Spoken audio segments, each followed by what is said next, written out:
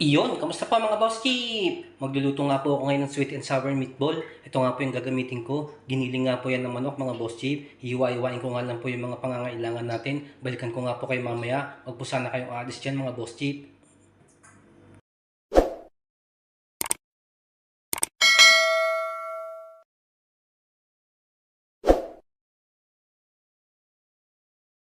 Iyon, ito na nga po mga boss chip. Nagbabalik na nga po tayo. Nahiwa-hiwa ko na nga po yung mga pangangailangan ko. Ipapakilala ko na nga po sila sa inyo isa-isa. Gagamit nga po tayo dito ng sibuyas. Ito na nga po siya mga boss chip. Hiniwa ko siya ng ganyang kalalaki. Bawang. Yellow bell pepper. Red bell pepper. Green bell pepper. Pineapple chunks. At saka yung syrup nga po no, pineapple chunks. Gagamitin po natin yan para sa sauce. Maglalagay din po ako dito ng carrots. At ito na nga po yung aking giniling na manok. Kayo na pong bahala kung gaano karami yung gusto ninyo mga boss chip. Depende po kung ilang kayong kakain. Ito na nga siya mga boss chip. Simulan na nga po natin to. Timplahan po muna natin tong giniling natin. Lagyan po natin siya ng 1 teaspoon ng paminta. 1 teaspoon ng asin. 1 kutsarang toyo. 1 teaspoon ng garlic powder. 1 teaspoon ng ginger powder. And then, lagyan po natin ng 1 kutsarang harina. And then, yung last, saka pong itlog.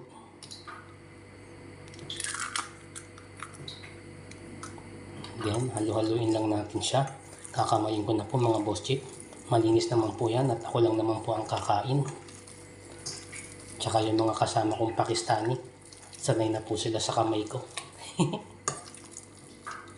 Yan. Balikan ko po kayo ulit mga boss chip. Yan. Pwede na nga po ito mga boss chip. Ipiprito na nga po natin siya. Lagyan nyo po ng mantika yung kamay nyo mga boss chip para pagbilog nyo po hindi dumikit-dikit yung giniling. Yan. Tapos gagamit po ako nito. Dito ko po siya ibibilog. Ganyan. Nagpainit na nga rin po ako ng ating paglulutuan. Nilagyan ko na nga rin po siya ng mantika mga boss chip. Magprito na nga po tayo.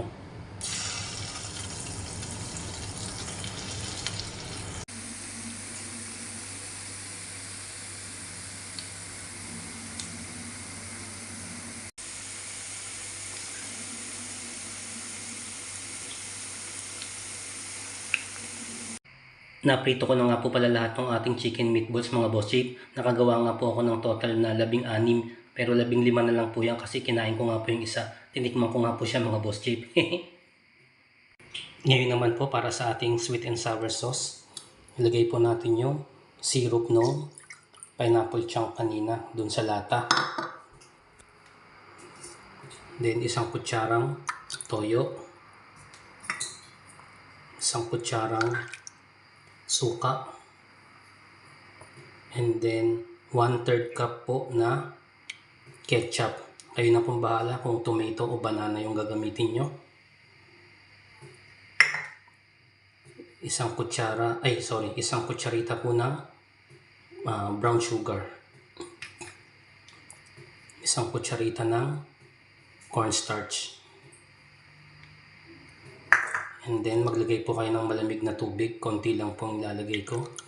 Kayo na pong bahala kung gaano karami yung gusto nyo. Yan. And then haluin na po natin siya ng haluin.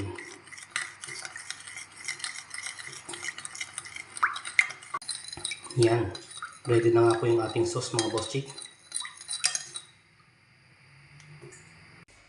Nagsalang na nga po ako ng bagong paglulutuan natin ng ating sweet and sour. Lagyan ko na nga po siya ng mantika mga boss chip. Igigisa na nga po natin yung bawang.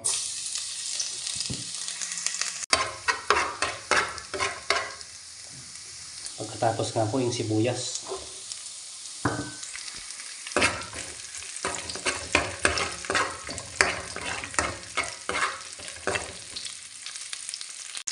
Then yung ating capsicum family.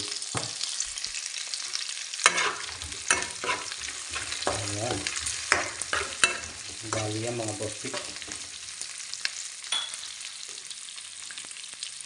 Lagay na rin natin yung ating carrots.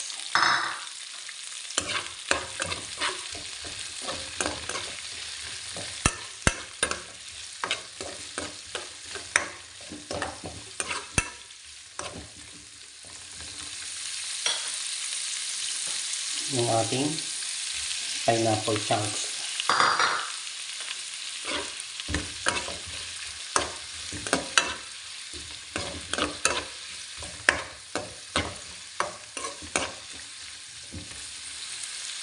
Yan, after 1 minute nga po, ilalagay ko na nga yung sauce na ginawa natin mga boss chip. Hintayin lang po natin muna na kumulo yan. Palaputin lang po muna natin.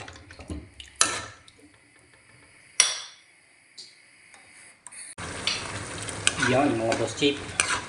Kapag kumukulo na nga siya, malapot na nga rin po yung ating sauce, ilalagay na natin yung ating pangmalakasang meatballs. Then, haluin lang natin.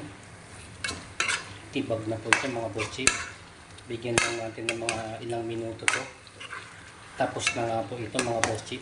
Konting lambot lang po sa carrots. Ready for tibag na naman to mga boss chip. Lusog-lusog na naman tayo nito.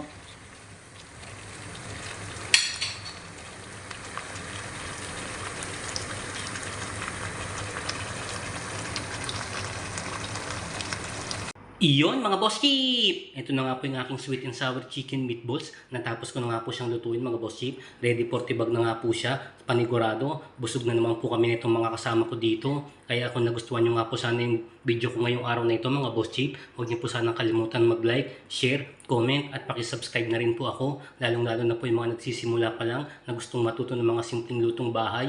Narito po kayo sa tamang channel mga boss chip. Sige na po muna. Kakain na nga po muna ako mga boss chip. Salamat po ng marami sa inyong panonood. Mag-ingat po kayo palagi dyan.